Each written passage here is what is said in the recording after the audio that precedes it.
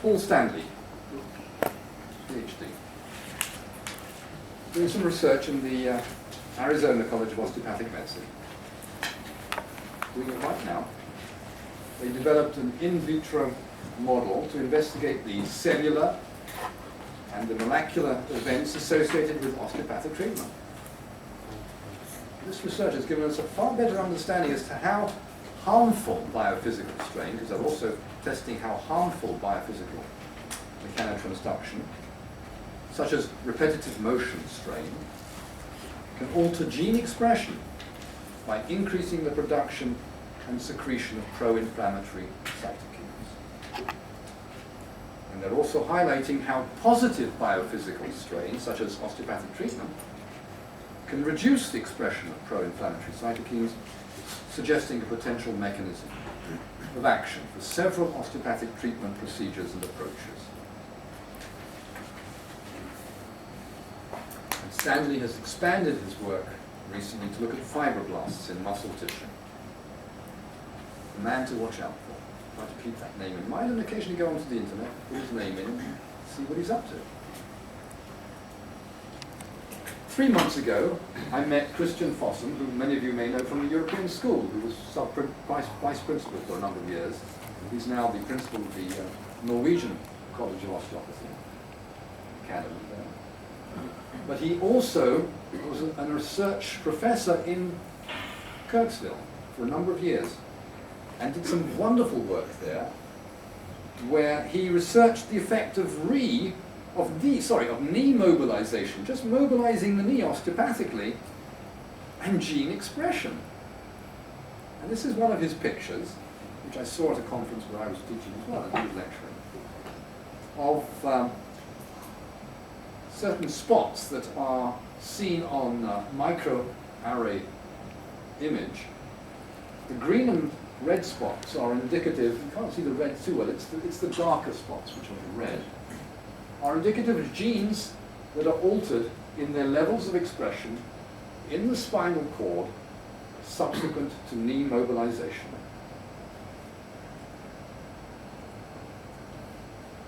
It's amazing. And this is coinciding with the work of a remarkable, perhaps one of his greatest fans, one of the most remarkable doctors that I know of currently in the world. And his name is Dean Ornish, a man who trained as a cardiologist and as a surgeon, and who hit the headlines in about 1992 in The Lancet, no later, 1998 in The Lancet, with the results of his work on lifestyle changes and what was considered impossible, the ability to reverse atherosclerotic changes in the coronary arteries in advanced cases of arteriosclerotic disease, just with lifestyle changes. Look it up, Dean Ornish, go to PubMed, go onto the internet. But a year ago, he published the preliminary results of these same lifestyle changes on early stage prostatic cancer and on breast cancer, producing changes, reversing cancerous, malignant cancer in early stage prostatic cancer and breast cancer. And it's all because of the effect on gene expression, in his case through lifestyle changes. It's all happening at the same sort of time. There's a massive stuff coming in. So the advice you give to a patient may be as important as the manual treatment you're giving in terms of gene expression. Dean Ornish. He's still a young man, many years ahead of it, hopefully, to shock the medical profession. They're absolutely stunned by this recent stuff of his on prostatic cancer and breast cancer. How do you spell his surname? Ornish, Ornish. Now,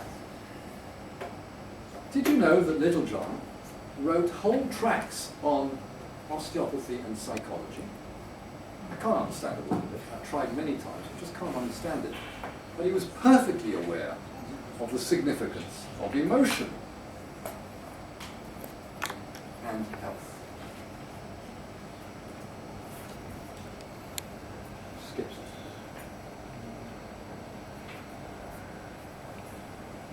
So what we're going to look at for a few minutes is, in fact, the relationship pain and the limbic system, center for emotion in all of us. Now we know that nociceptors not only activate the sensory cortex in the brain, but extensive projections also reach the limbic forebrain. So the pain will always, always entail a greater or lesser degree of emotional suffering.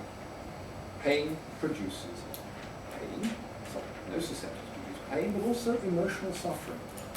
I couldn't believe it. This knee injury that I flared up again 4 days ago by going for a run far too early before the knee had recovered from the previous injury, left me stunned for 2 days by the emotional effects it had on me. I began to have all sorts of fears that I'll never be able to run again in my life, and running was always a major joy in my life. My whole self-image of myself as someone capable of enjoying the experience of running and of the ability to be fit and run was shattered for a day or two. And I was walking around very fragile emotionally. Couldn't believe it. Just a knee that was painful and made me hobble and made me avoid certain angles. But it had a profound effect on me emotionally. I told my wife, I feel terribly fragile. I feel very sensitive, very, almost weepy. I couldn't believe it. I was born in England, I'm not supposed to be. Born and brought up here.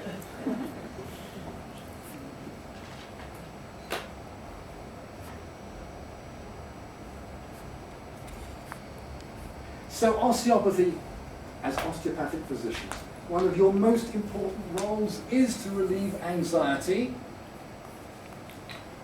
chiefly by explaining the problem to the patient, by explaining the process of recovery, by explaining the way the patient's body will be doing the work for itself if you give it a chance, if they look after it, if they listen to your advice. Because most anxiety is wrapped up in the unknown. What is this problem I've got? What may it lead to? How may it affect my life? Talking to the patient and spending time explaining it in their language is vitally important. And probably the most important thing you can do for the patient in many conditions. Far more important than your hands. And the need to try to relieve hopelessness. I could have rambled on all day about this, but I'm going to show you 5 pictures that sum it up, I think, for you. Just pictures in their own way can say so much. Let's spend a few minutes quietly just looking at the pictures.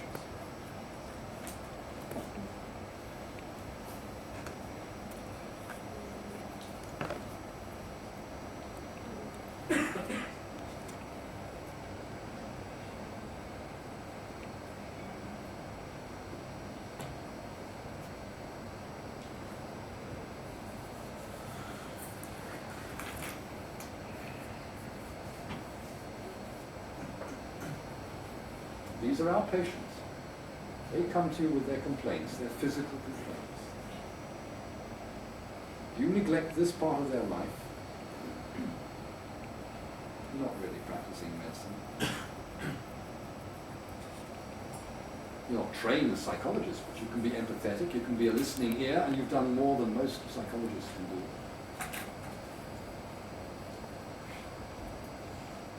And that perhaps sums it all up, that last picture. Pain, suffering, anxiety, hopelessness. Will it ever get better?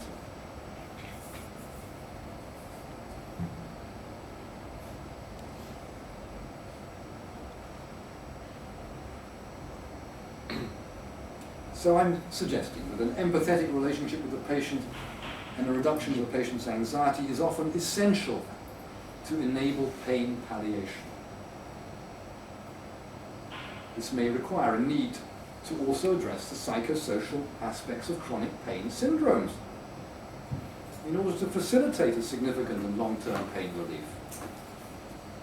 Perhaps the 2 most important colleagues on my hospital unit to whom we all turn all my neurologist colleagues and all my anaesthetologist colleagues turn more often than anybody else with our not infrequent inability to help the patient who is suffering. The two most important colleagues we have are the psychologist and the social worker. Everyone knows that deep down. They are more important than anything that we can do. Great many really suffering patients.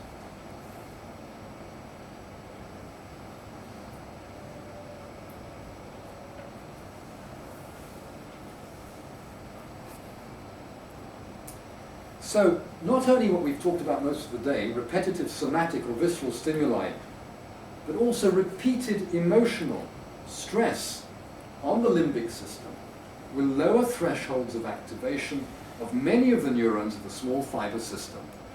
You will be much more sensitive to pain if there is repeated emotional stress in your life. So what might be insignificant for you as a happy, emotionally stable individual in terms of a minor injury can become a major calamity for someone who is already emotionally upset.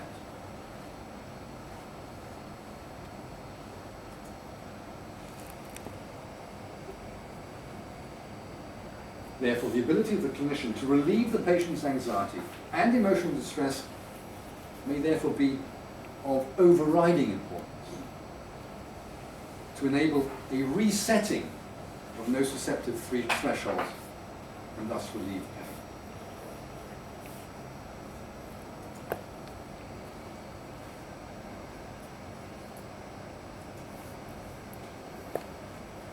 Just follow the arrow for a few moments. The anxiety set up by the injury, or the illness, start there. It leads to panic. I felt that panic 4 days ago. I felt it in those 2 days where I was very sensitive. Panic was part of it. Panic. Would I ever run again? Would I ever be able to walk again quickly? Would I enjoy the hikes that I planned? Would I be able to climb the mountains I still want to climb? Panic set in. Would I be able to treat them? Because it was painful treating my patients. Would I be able to practice the osteopathy I love?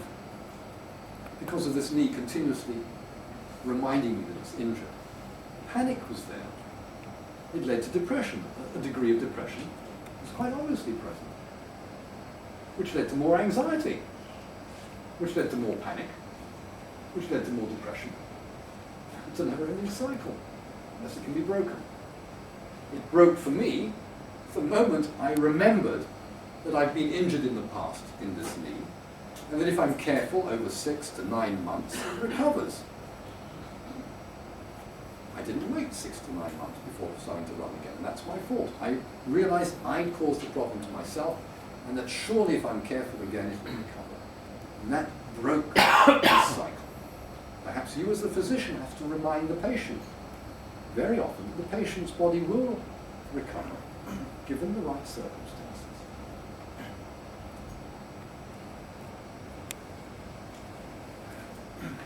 Another cycle just to follow. It's the same pattern, but slightly more detailed. You start off with your pain. It leads to guarding. Inevitably, you protect the part that's painful from getting further pain. It leads to muscle spasm, the guarding, doesn't it? Which can lead to inflammation. That leads to restricted mobility. Disuse atrophy sets in sooner or later, usually sooner, which leads to loss of normal function, avoidance patterns and so on, but also just disuse atrophy. You try to do things you want to do, but you can't. It leads to anger, frustration, and helplessness.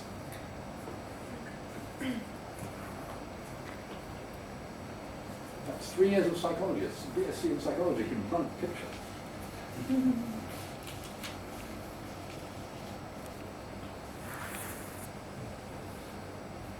Again, hopefully 2 pictures will sum up 2 very important ways which have been clinically proven through a number of major trials in the past 10 years that help cope help one cope, help the patient cope during these periods of emotional distress. Meditation, relaxation. Time and again they're cropping up in research trials as one of the most effective means that we know of affecting nociceptors and pain, but also producing dopamine, dopamine-supported changes in one's emotional status. Look up, if you've got the time, it's a terribly long word for it, but that's where it's entitled in the research papers. Mindfulness meditation.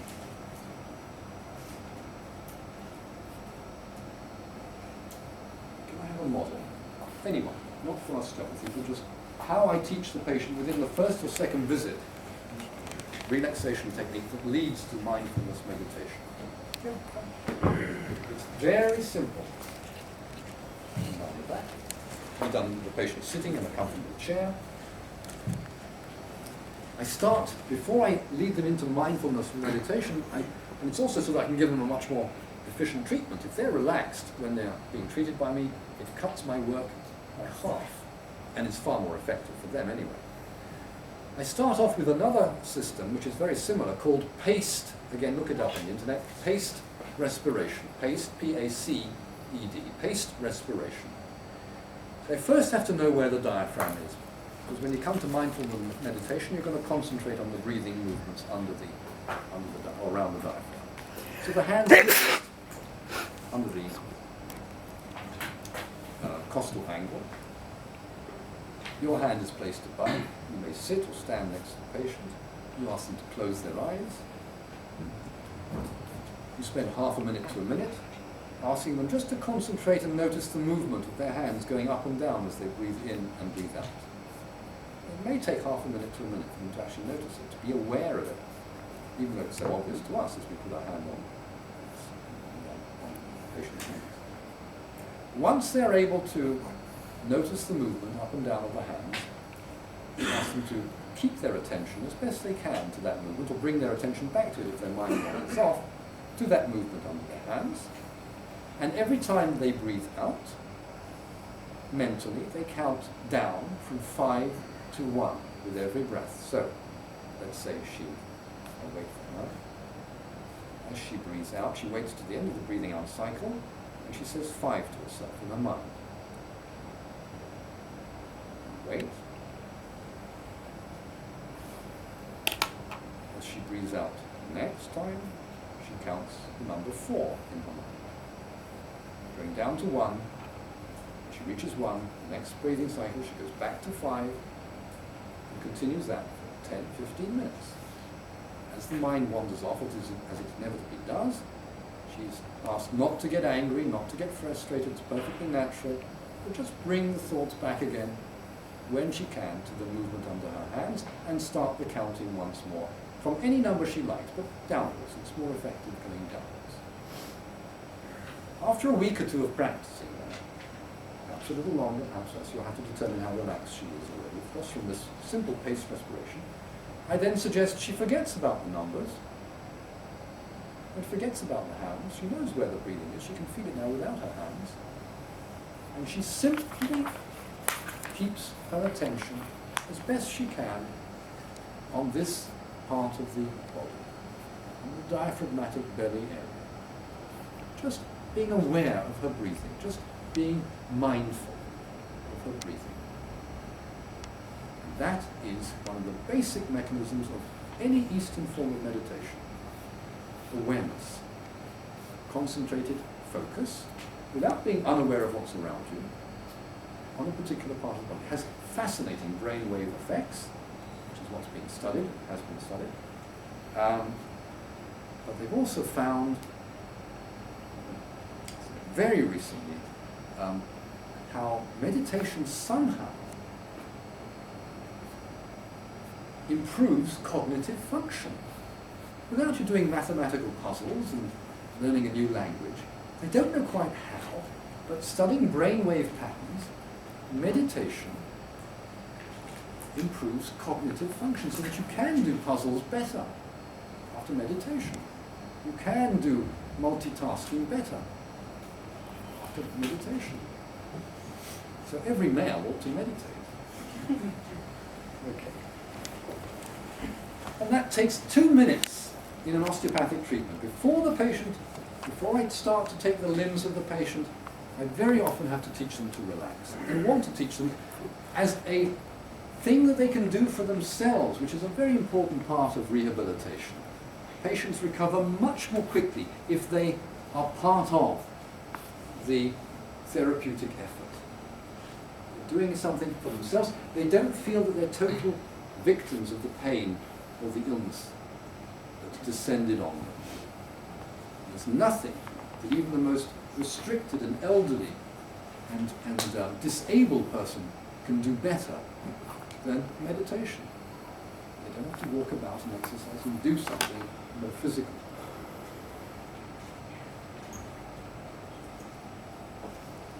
Another major area of research in neurology today and in psychology is Tai Chi. Qigong, Tai Chi, again, look it up on PubMed, you'll see some very interesting research in the past 10 years. The effects on nociception and on blood pressure and a number of other medical parameters. It can be done by the most elderly patient and in various forms can be done even in some very disabled patients. It can be done perfectly still, sitting on a chair. I mean, you're moving in the chair, but sitting, for example. It can even be done, some of those simple movements I showed you can be done with the patient lying supine, while still in bed after surgery, for example. Why would you be concerned to get the patient moving after surgery? Well, we've looked at some of the reasons, haven't we, in terms of the speed of tissue recovery and repair. But clinically, what's even more important? As a preventative, what will it prevent? Yeah, DVTs, which kill people in large numbers every year after surgery. Especially when there aren't enough nurses or physiotherapists around to keep reminding the patient to move their ankles or feet at least.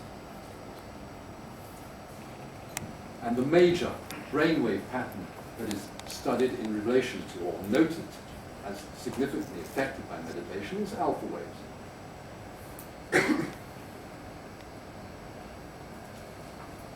And of course, it's the mechanism we looked at earlier in terms of its effect on descending controlled pathways when it affects pain.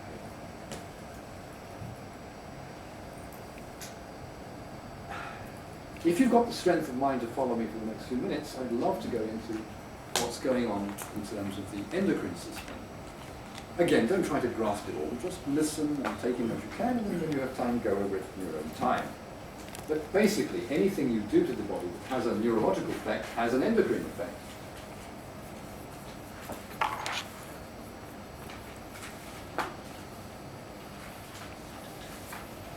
Somatic or visceral dysfunction gives rise to pain and inflammation and activates related spinal cord circuits transmitted from afferent nociceptive terminals. You all know that.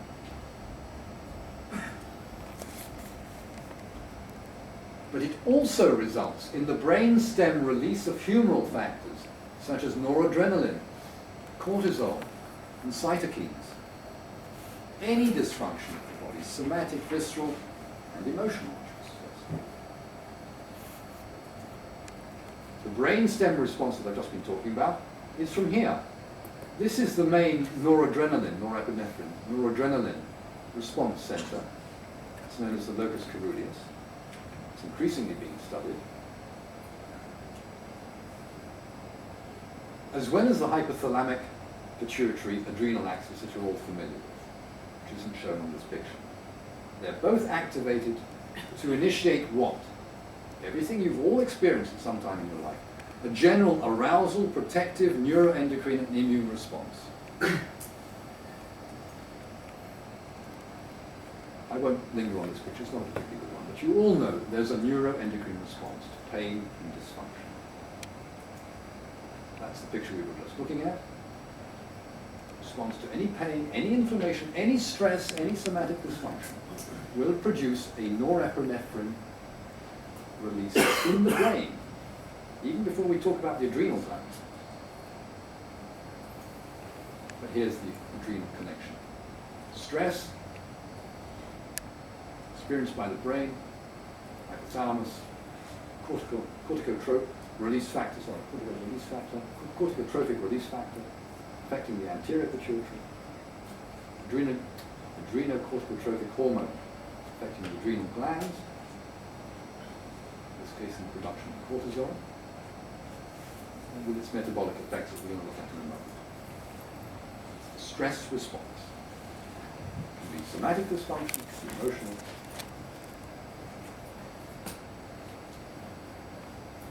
What are the clinical signs? What do we see in our patients that manifest this stress response?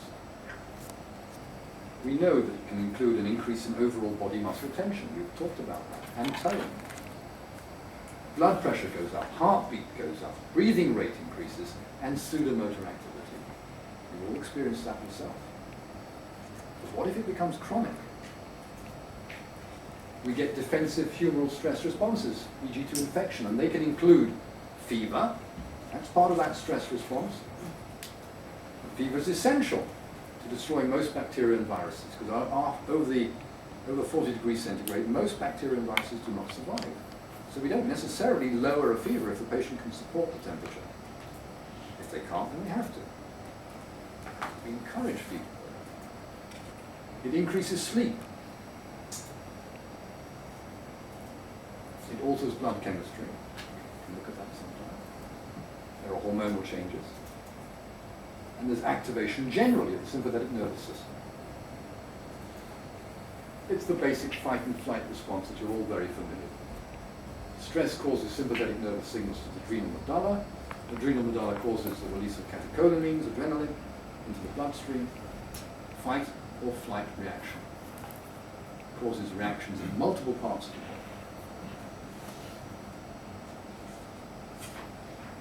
But the real problem is what happens when that becomes chronic.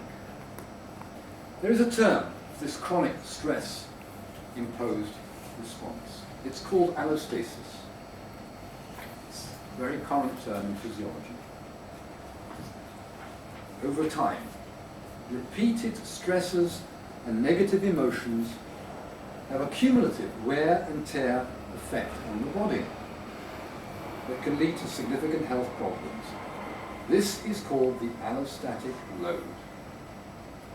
Again, repeated stresses and negative emotions have a cumulative wear and tear on the body. That cumulative wear and tear is called the allostatic load, and it can lead to very significant health problems. It's the health problems we see in our patients.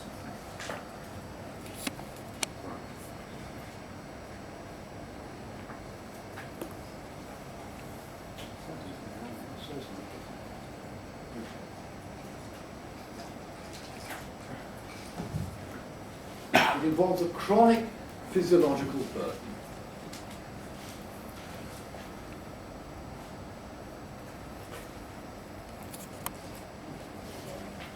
Again, pictures can sum it up so much more clearly. Chronic stress is being at the front line in the First World War. Massive amount of post-traumatic stress disorder. It's the first time it was looked at, investigated.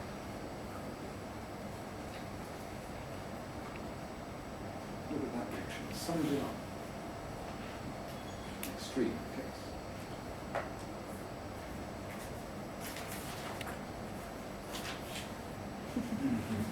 Or that. Day in, day out. Coming here this morning from Wembley Park, left at 9, squashed like a bloody sardine in an airless cabin. I don't know how people do it every day. It's amazing. The ability to adapt to almost anything. Or maybe they don't quite adapt so successfully, some of them. Perhaps there's the cumulative effect of that stress wearing away so many of the systems that we just looked at earlier.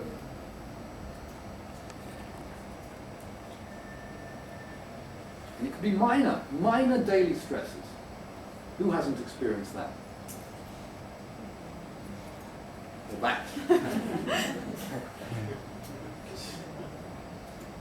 Or that? And the system packs up, as it did on me last few days so often.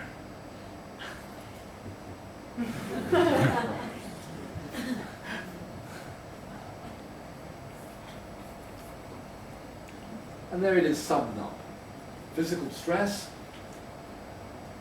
either somatic or visceral, or psychological stress, emotional.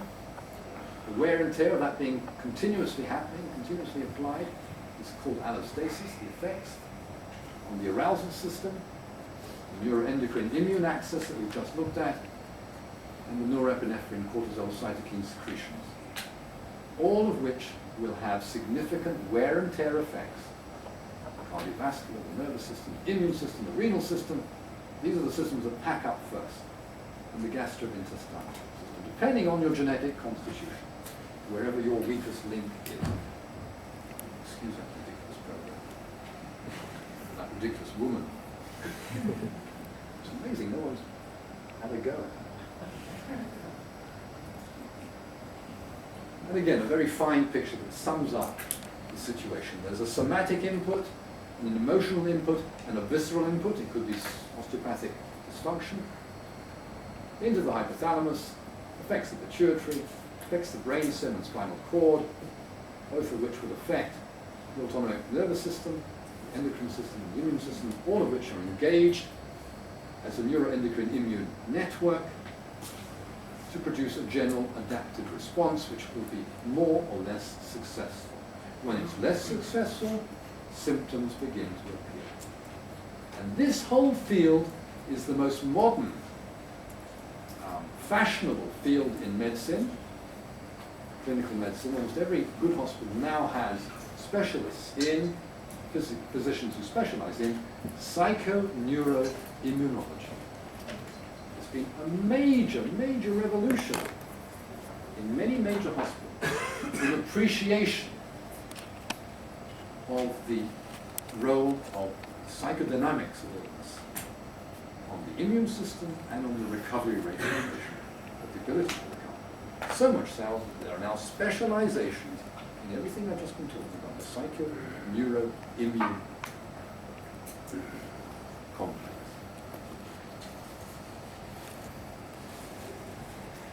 I thought that was a fine picture that sort of represented this allostatic load. It's just too much.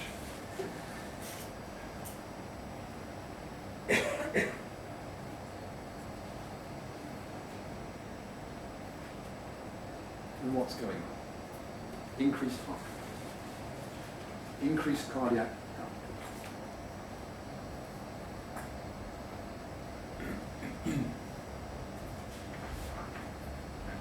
increased blood pressure, increased breathing rate, hour after hour, day after day. If you monitor it carefully, you can find it.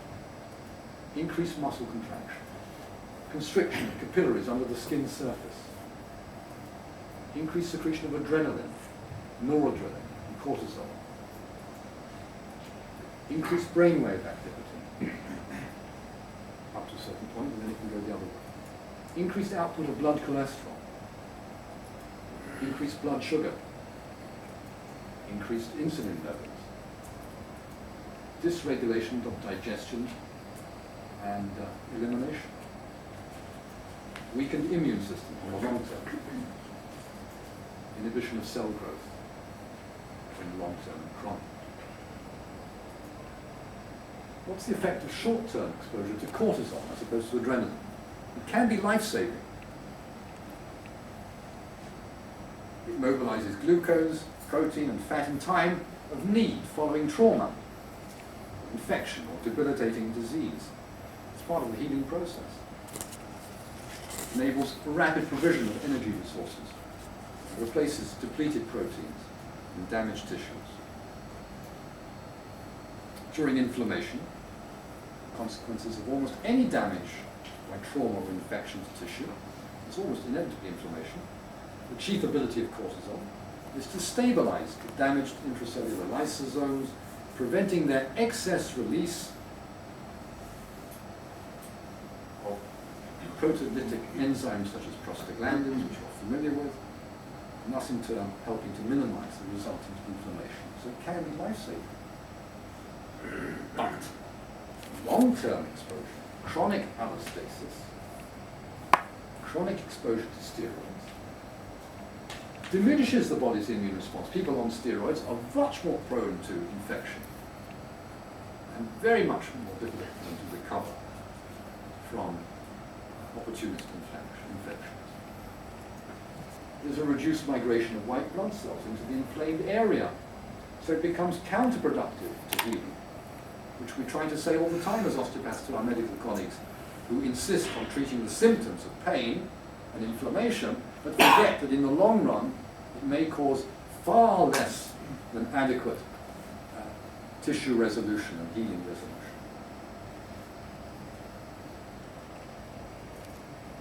Suppression of the immune system eventually, particularly that of the T lymphocytes and antibodies in the inflamed area. Dysregulation of immune function by promoting more pro-inflammatory cytokines, and may, as a result, give rise to one of the banes of modern Western society, which is no longer infection, it's autoimmune disease. And if you go into the history of some patients with autoimmune disease, you may well find that from early childhood they've been treated medically, including steroids, which may, in the more vulnerable individual genetically, have led to a dysregulation of immune function, which in turn can give rise to autoimmune disease. Depending on your genetic makeup, it can be rheumatoid arthritis, it could be psoriasis, it could be a wide range of increasing number of conditions. They even start to think about osteoarthritis in terms of autoimmune responses. That's speculation. There's almost no current modern condition that may not include an autoimmune relationship.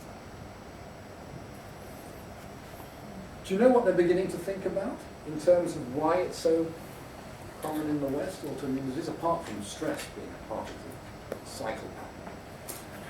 Hygiene hypothesis. Hygiene, a very nice one that's being thought about and talked about. But vaccination. I'm not against vaccination. My son's been vaccinated. We did it very slowly and in stages, never all in one go, never in illness vaccination dosages. But perhaps we're reducing the body's immune system's capacity to cope. Perhaps it plays a part in the pattern of increasing autoimmune disease. We don't know, but it's been suggested by some intelligent research workers in the field. When you use, or when cortisol is around, when it's used, fever is lowered by reducing the release of interleukin-1, particularly by white cells, and by diminishing their effect on the hypothalamic temperature control system. Now, osteopathically, going back to the earliest days of osteopathy, we have a way in which we can lower the temperature of a patient suffering a fever, a child. Perhaps by no more than 1.5 degrees centigrade, but that can be life-saving. And it's again one of the simplest methods that you can ever imagine. Can I have a patient for a moment? Just anyone, just lying your back. Yeah. Great, thanks. No, I can. No. Let's imagine I can't find the chair. She's in the bed. Okay, there's no chair around. Come up a bit. But you can get to the head of the patient. Oh, that's great. What your knees getting worse? Gets me exactly. Gets me off my feet anyway. And you all know this technique. It's called suboccipital inhibition. I spent a lot of time at a workshop yesterday on classical cranial osteopathy, explaining the neurophysiology of what's going on under your fingers there in terms of the thermoregulatory mechanism of the medulla. It's right under your fingers there. It's deep once you get in there. It's steady. It's intermittent rhythmic traction. And that alone, done properly, particularly in the acute patient who is hypersensitive, can bring down the temperature by half a degree, perhaps by 1 degree, if you're very lucky by 1.5 degrees. You may want to do this every hour next to your son or daughter if you're concerned that the fever is running too high and they may suffer some damage as a result of it.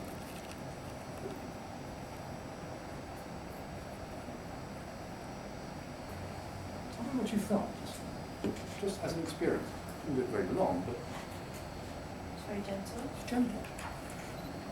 But it's definite. Something's going on there. I mean, it's not tickling that.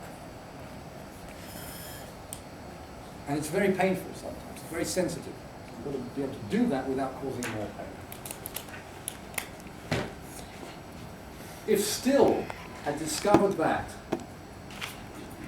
1889, in Kirkwood College and Hospital, if he had discovered that 25 to 30 years earlier, he may have saved 3 of his children who died of meningitis.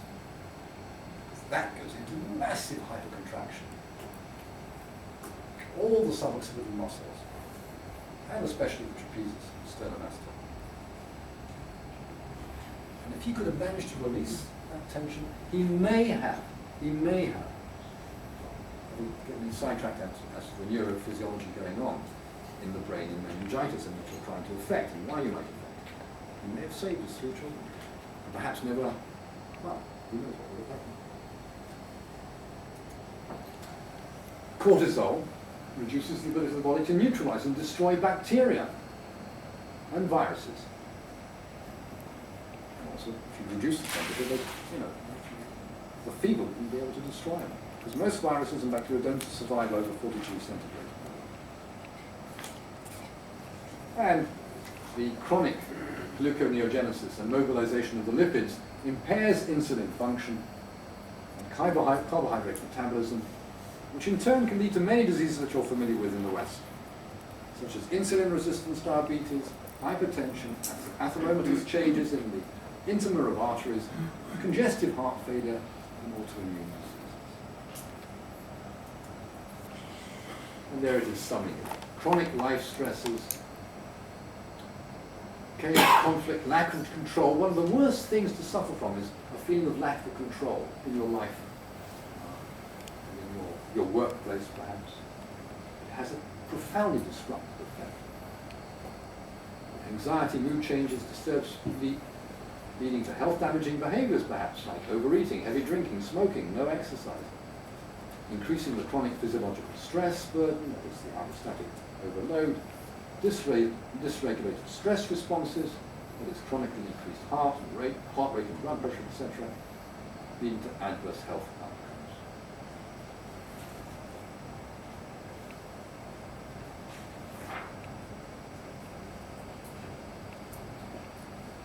That, in one sentence, is my attempt to sum up osteopathy, or medicine for that matter.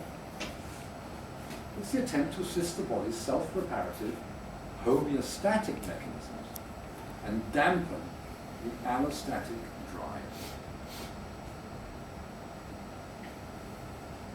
Not a round of applause, nothing, not a word, not a whimper. Bloody hell.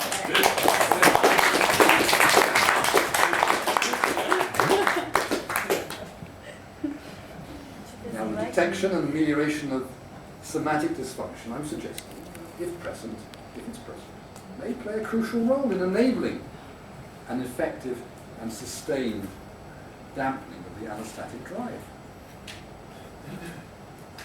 Osteopathic treatment may, as a consequence, reduce inflammatory and nociceptive comorbidity.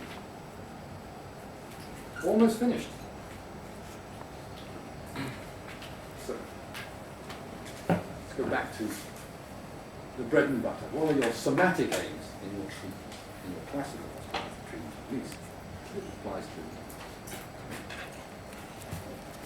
First and foremost, primary attention is given both diagnostically and therapeutically to any abnormal and painful alteration in myofascial and ligamentous tissue tensions that may give rise to neural and microvascular lymphatic compromise. Next, osteopathic diagnosis and treatment demands considerable palpatory skills. Attention was given to any significant and painful alteration in the rhythmicity of movement and texture in the soft tissue, fascia, and articulations of the body. And we try to painlessly attempt to overcome points of resistance. When I'm asked by colleagues watching me treat, what are you looking for? I reply, quite honestly and effectively, because they do understand that, I'm looking for points of resistance in the myofascial structures underneath the muscles. If I had been told that in my 3rd or 4th year as a student, it would have saved me so much heartache. What are you looking for? What are you trying to diagnose? Points of resistance, with all that comes with that in terms of tissue, soft tissue texture changes. But inevitably, what accompanies the histological change is or are points of resistance. Whether it's in a hip, or whether it's in the intersegmental myofascial structures, or whether it's in a TMJ joint, or whether it's in a hallux valgus, or whether it's in splenomegaly in the young patient suffering glandular fever, we'll pick it up as a resistance to movement, particularly rhythmically. That's one of the great discoveries of osteopathy. That there's a somatic manifestation, and it comes in the form of resistance of some kind to movement, to an activating force.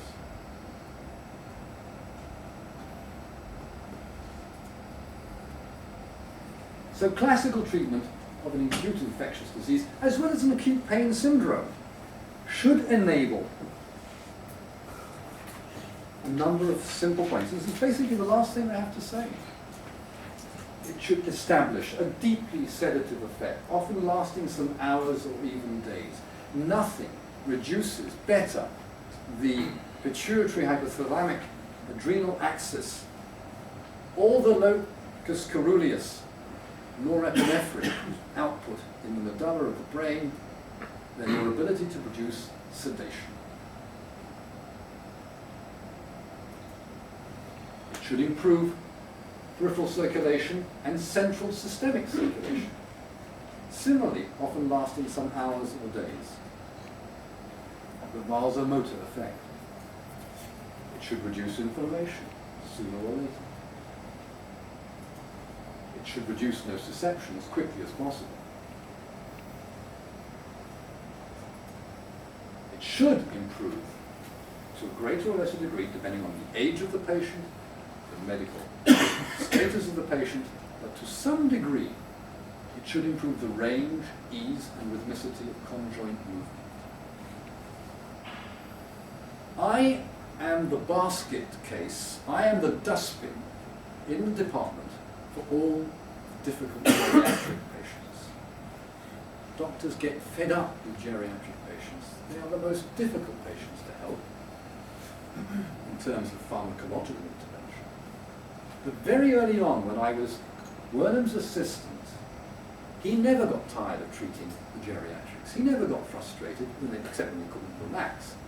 But in terms of the technical details of treating the geriatric patient, he would be patient and he would see them week after week, month after month sometimes. But what I recognized very early on when speaking to the geriatric patient was that if you can get perhaps just a 5% improvement of range, ease and rhythmicity of conjoint movement around their hip or their ankle or their neck or their shoulder, just a 5% improvement, maybe they can walk down to the shops a bit better and do a bit of shopping on their own and be a little more independent. Maybe they can get on the bus again because of that step. Maybe they can walk down from their bedroom that's on the first floor instead of having to sleep in the lounge downstairs, because they can manage to get up those stairs one at a time, once again. Perhaps they can get into the shower again on their own without the indignity of someone coming into that shower with them. And that changes a depressed geriatric patient into a relatively happy one, sometimes a very happy one. The geriatric patient is the most appreciative patient you could ever get. They value anything that makes life a bit more bearable and comfortable for them, unlike the young patient who expects to be fit, happy, and healthy. They don't take anything for granted, the geriatric patient. Therefore, you may have to sweat and work patiently and quietly for many months, but it's worth it. I tell you, it's worth it. There's nothing like the smile and the will that the geriatric patient leaves in their will to you. Well, there's a grateful geriatric patient.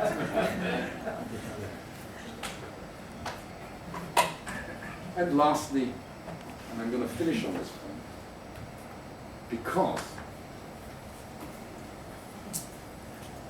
this man in 1900 was already saying that ultimately the most important aspect of osteopathic treatment is a significant and sustained immune response. Amazing. 1900.